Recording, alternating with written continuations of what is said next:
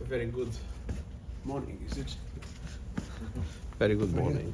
But we see that the decisions of courts are not respected. And how would you sum up the past year? Very tough, very difficult year.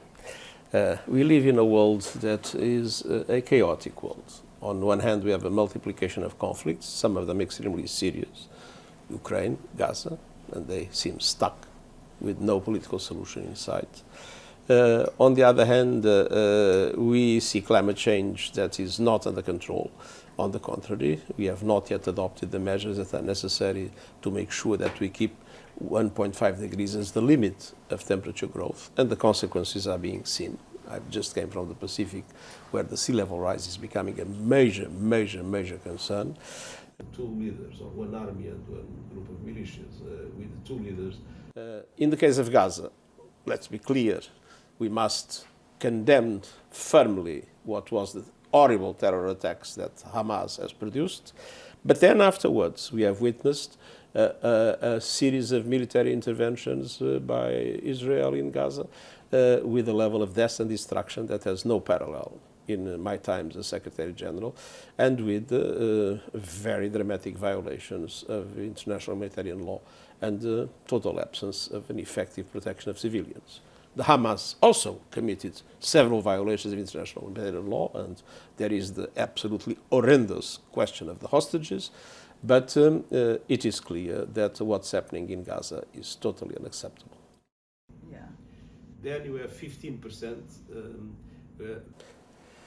Unfortunately, the institutions we have shown an enormous difficulty in making sure that accountability takes place. We have courts, but we see that the decisions of courts are not respected.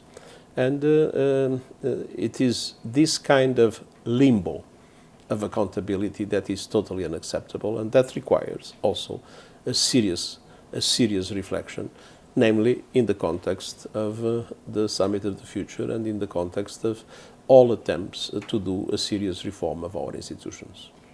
No, on the contrary, we are doing everything we can. We have seen all the... Oh, if he asks to see me, I'll be very glad to, of course, meet with him. I have not talked to him because he didn't pick up my phone calls, but I have no reason not to speak with him, on the contrary.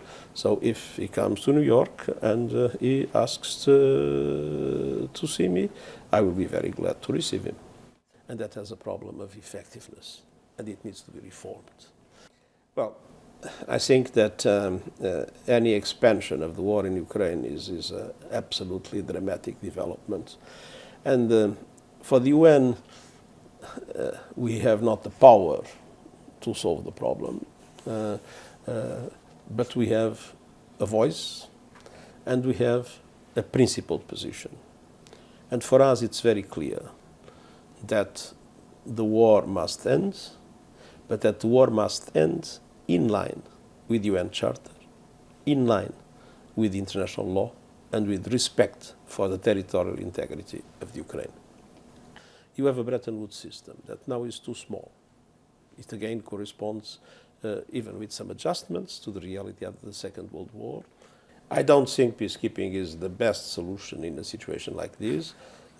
What we are witnessing, unfortunately, is an enormous difficulty to find the funds for the mission that is not a UN mission, but was supported by the Security Council.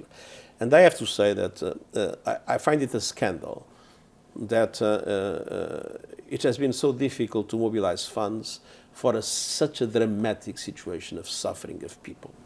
I mean, when there is a financial crisis and banks are in trouble, trillions are mobilized. We see the wars, what they cost. I mean, the people of Haiti would deserve that countries would mobilize enough resources and not needing to try to find other mechanisms just to guarantee that the people of Haiti is protected from those horrible gangs that constantly violate their most basic human rights. It is absolutely essential to use this summit with ambition to create the conditions.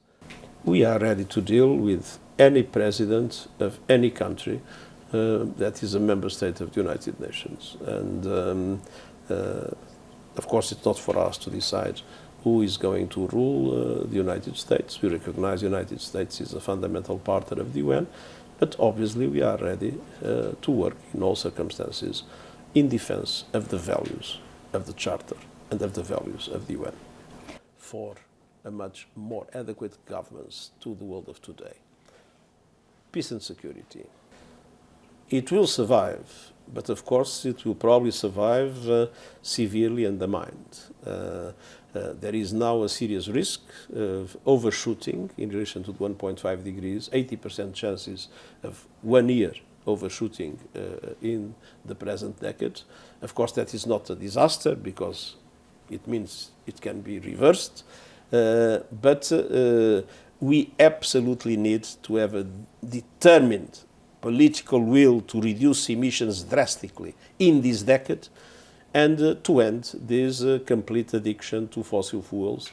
The phase out of fossil fuels is necessary, and I would say it is inevitable. You have a Security Council that corresponds exactly to the situation after the Second World War with small adjustments.